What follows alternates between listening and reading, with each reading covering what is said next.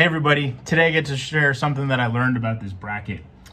First and foremost, I was wrong about part of the installation, and this is an opportunity to learn and grow from it. So I wanted to share my mistake and just put it out there that I've learned since I made that first video. So I think it's just part of the process when you're learning new things, and it's not the first time I'm wrong, and it's probably not going to be the last. So just like to admit it and share that I'm also grateful for all the resources that we have in these groups, and if it weren't for that, I wouldn't be where I am today. So and I will admit, part of the problem is that this didn't come with any documentation, so we did have to learn as we go, and I was able to reach out to somebody who was very knowledgeable and instrumental in the build or the design of this product. So if it weren't for them, I wouldn't be able to share this information with you today.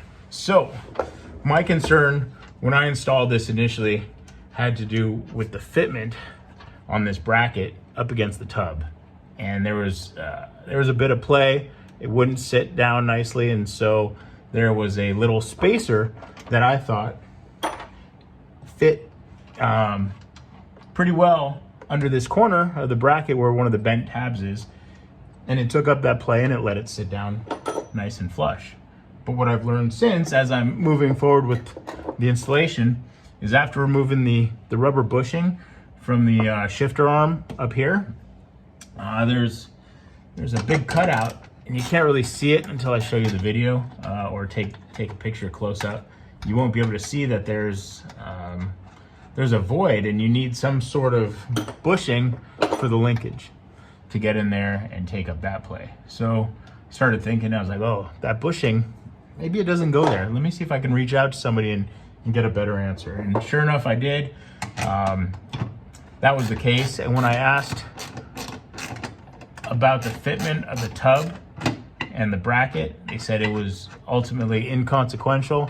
And once you tighten the bolts up, it'll pull the sheet metal into place and get rid of all that play. So, okay.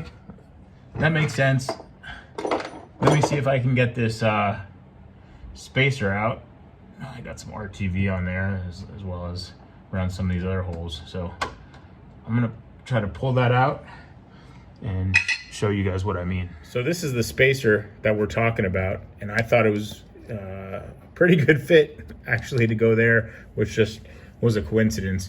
But the reality is that we need it to go in there, which is the arm for the shifter that goes inside the cab. So without it, we got no way to fill that hole. And this sheet metal right here is, I guess, flexible enough to where if you pull the nuts down, it'll suck up any of the gaps, sit down nicely. So let's work on that. All right, so we got that spacer out, and we got our magic helper up inside with the wrench on the back, and I started tightening down the nuts. Let's see. And it looks like it's taken up the gaps on these two corners just because the tub is flexible enough to just kind of work its way into place.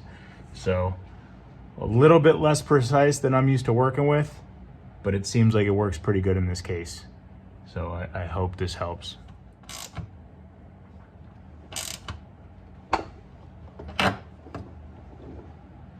All right, there it is. Let me show you.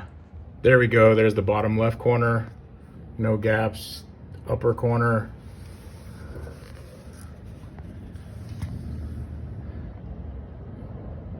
Other corners.